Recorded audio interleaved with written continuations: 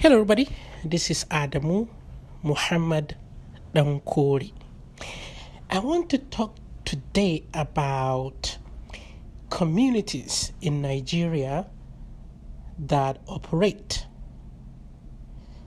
based on no government at all. If you've been listening to my show, I've talked about this a lot actually.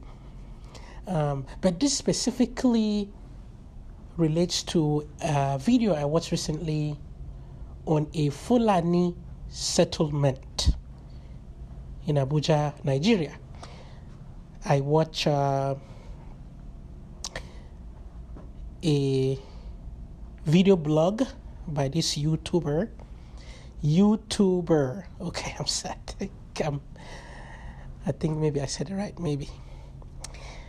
And I really like watching his videos. I think you can find him at Khalid the Workaholic. KHALID Workaholic on YouTube. And he posted this video it's about less than 2 minutes. A video, no any commentary, just music on the background. And he shows this community of Fulani. It's basically, like I said, it's a community. You call it a town. It's very small, inhabited by the Fulanis. So basically one tribe of people living in what looks like a little community. And I know this. When I was living in Kadu village, I used to go to Rugan Fulani. They usually like to live by themselves. My dad is a Fulani. One of these days I should probably say a little about the history of my family, my parents. Anyway, so my dad is a Fulani. He, however, left his village very young and started working on cars, so driving cars and big cars, so like lorries, tipper, and so on and so forth. So my father is a Fulani, and I have gone to Ruga. Ruga is a term for Fulani settlements. And they usually like to live by themselves away from everyone else. So while I was watching these videos, God, you might have to pardon my repetition. I repeat a lot of things. I'm working on that. I don't like it. So I tend to explain more than once. I just did that literally. All right, enough of me doing that. So, excuse me. Anyways, well, I actually lost my train of thought. So, I watched this video, and it reminded me of how societies can live without government. Like literally, there is no government in this community. There is no form of government in this community. In Ruga, Fulani. These are just people, basically one tribe, living in close proximity. Now, the reason I want to go through this is particularly to separate between, well, they don't have government, but they don't have mansions, and they don't have cars, and they don't have the biggest hospital, all of these things. So I want to make sure I kind of differentiate, I kind of talk about this argument Well, because some of you will say, well, because they don't have government, that's why they are not rich. That's why they are poor. That's why they live in the bushes and all of that. That's not true. It's not the absence of government that makes people unproductive. Not at all. It's the absence of morality, and that morality that derives from the non-aggression principle. Basically, you're not allowed to threat, initiate force, use force against anyone except for self-defense.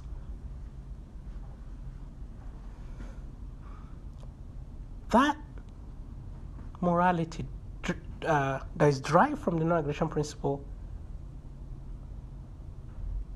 has a multitudinal. The effect has so many impacts in our lives. Economic life, social life, all of these things. It really, really makes things a lot better. Anyway, so this community's Rugan Fulani have no government whatsoever. So they don't have like a city government that forcefully collects money from people, build them road, build them school, or any of the things that they would like. They don't have these things. Well, how do I know? Right? One, we do not have such kind of arrangement in Nigeria. In our states, there's no community governments where cities, towns have their governments. We don't have that. That's one. No any constitutional provisions. No state does that. Two, honestly, I've been there. We used to go buy no from them. No is the milk from cows. We used to go buy it from the Fulanis because they rear animals and extract their milk, sell the milk. I also used to go sell stuff to them. So I used to go sell rogo in Rugan Fulani.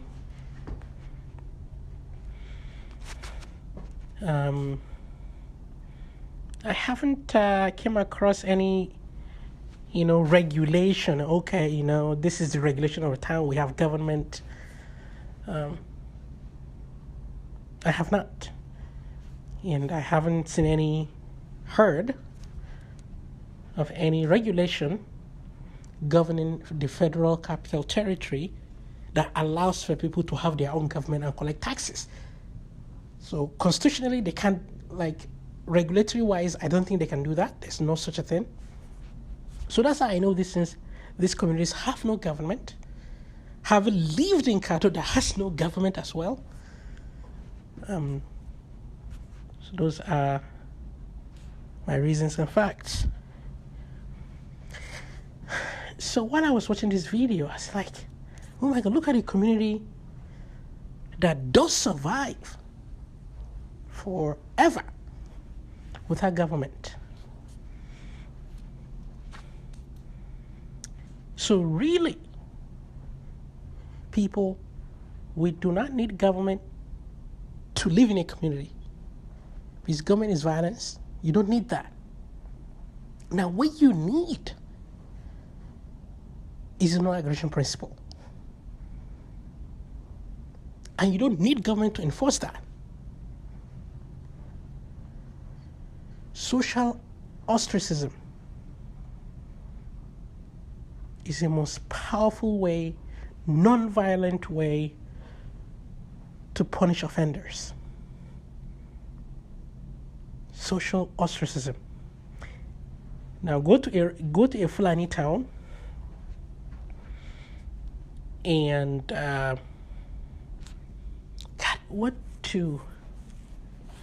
What is a taboo in Fulani land? Go to a Fulani place and walk naked, for example. I don't know. Wear pants only, show your breast out or something like that. You'll be socially ostracized. People, they're mostly Muslims, and they would like that. And they would like that. And you'll be socially ostracized. I tell you, you would like to live there.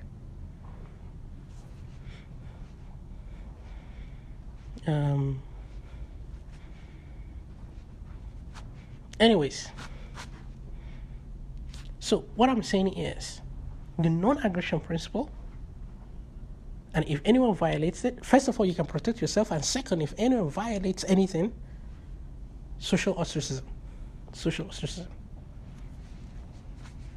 And once you hold the non-aggression principle, then you can build property. You can build individual rights, property rights, and those are the creators of wealth. Unfortunately, the Fulani community do not have this. They are very, very communal. Very, very communal. They do things as a group, as collective. So collectivism.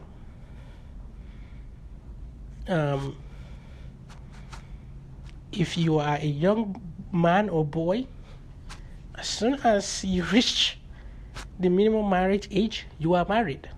You're going to marry. You will. They don't waste time in getting their children married. And it's not really the decision of the children to get married, but that of the parents. So there is no respect of individual preference, of individual rights. It's completely hierarchical society.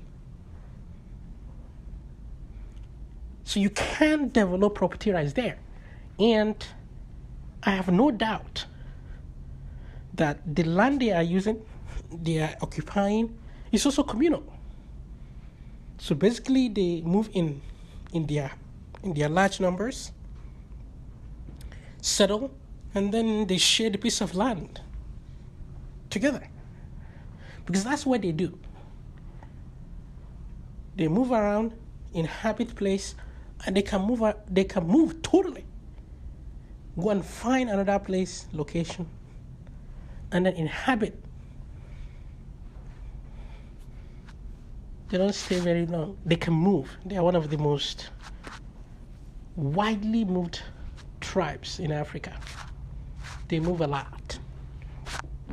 So there's no sense of I, but we.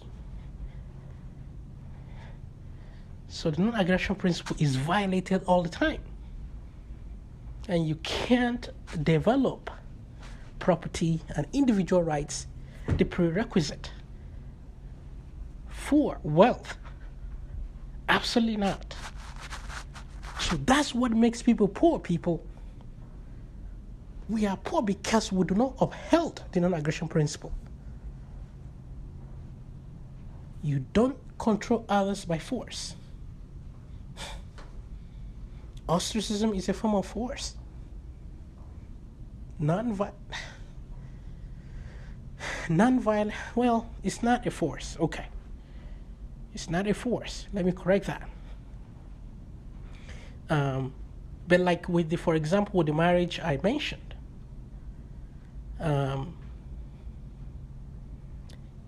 the children of these Fulanis really don't have a choice. I know this because as a Hausa and partly Fulani, we've seen it. I've seen where people are married. You know, women especially, really when they really don't when they really want to, for example, go to school or something like that, when they prefer to go to school, For example, my niece, if she had had opportunity, she would have chosen school than being married at the age of 16 or 17. I'm not even sure. If she has been given choice, because I know this because I talked to her.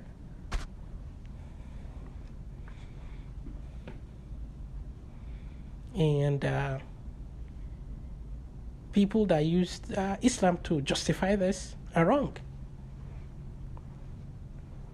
Because Allah completely gives the woman a choice to go into marriage. But our culture forced parents, because they subscribe to this, to give out their daughters. Basically, that's what it is, give out their daughters to marriage. So that's absolutely a form of force. Not allowing individuals to exercise their God-given rights.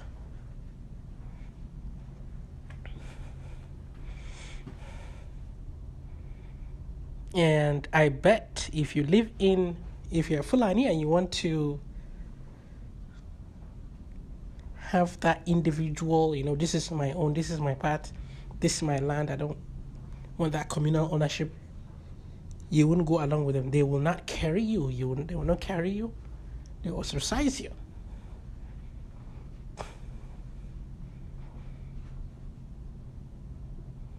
So the Fulani's collectivism, because it absolutely violates the non-aggression principle, is the reason why wealth is not created anywhere collectivism is practiced. Anywhere. It doesn't matter. The Fulanis are just an example. The reason we are poor in Africa is because of collectivism. It's nothing. Just we're very collective.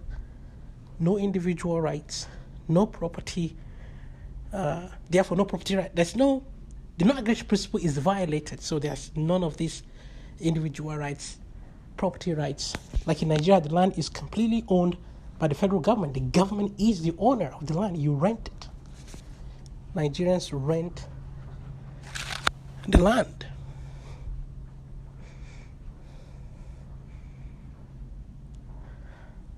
So what is my point here? Well, before I get there. But when I watched that video, I loved what I saw. These people are living what looks to be in peace, and I've been there. It's very peaceful atmosphere. If you ever have the opportunity, go to a Rugan Fulani. It's a set of people living together peacefully, no government at all. They provide everything themselves without the force of government. But even though they violate the non-aggression principle, because everybody subscribed to it, they live peacefully. This is to tell you that it's not government that keeps you safe. Actually, government does not keep you safe. It is your morality, what you believe in. That's what keeps people safe.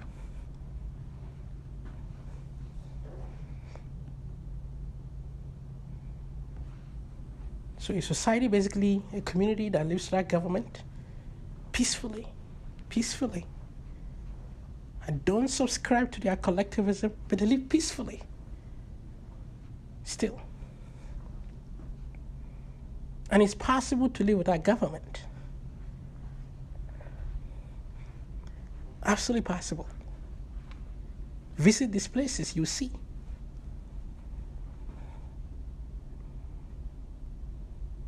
I am appreciating the way Africans have lived over this ever.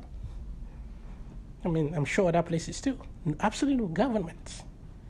No governments. Of course, but we subscribe to collectivism. So we have this hierarchical form of leadership in our community. I don't subscribe to them, but Lack of government doesn't mean lack of leaders. Absolutely no. Government is force. You just remove force, do your stuff. That's what that is. So what's my point? One, communities, if you want to see a community, because you can't, there's no country that I know that is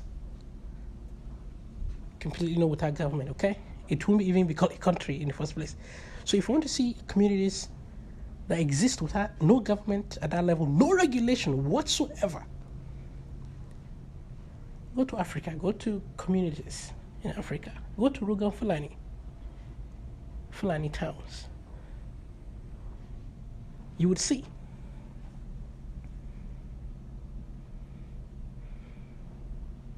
Now, what is keeping this people from developing wealth, creating wealth, and as rapidly as people who subscribe to the non-aggression principle? Yeah, no non-aggression principle. It's highly collectivist society. You can't be collectivist and uphold the non-aggression principle, because being collectivist means not upgrading individual rights, not keeping individual rights at the top. That's what collectivism is. The group thinking is the preferred thinking. Your individual thinking is not, if it doesn't conform to the group's thinking, and therefore it keeps getting violated. For example, government is also like that. It's collectivist system.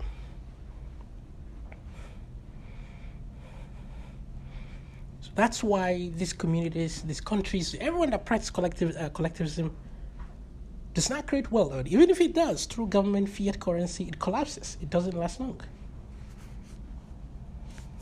It's like cocaine or drug. Keep getting it, you'll be high at first. But later on, you're gonna cut up to you. Or me, or someone, or you take a loan, happy, you get the money. But eventually, the loan will be much, and if you're unable to pay, then all your future earnings you'll be able to save, and it goes to your loan repayment.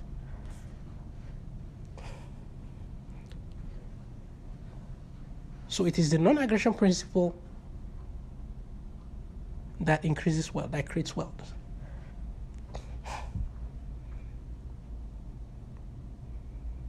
But I still prefer no government. I still admire these people. I will absolutely not, if I were to be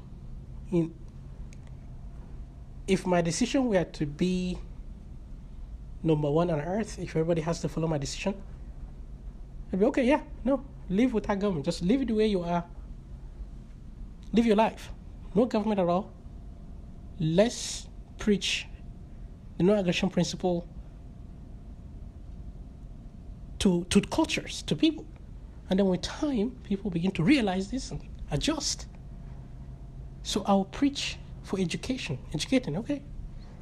Let's introduce non-aggression principle to people, non-violently. Over time, these things are self-correcting. Absolutely. You don't need force to educate. I mean, if you do, then it's no longer education, it's indoctrination. All right, I'm going to stop here. Thank you very much for listening. If you have criticisms, anything, don't forget to comment or send me a message on my contacts below. Thank you very much, and I will talk to you soon.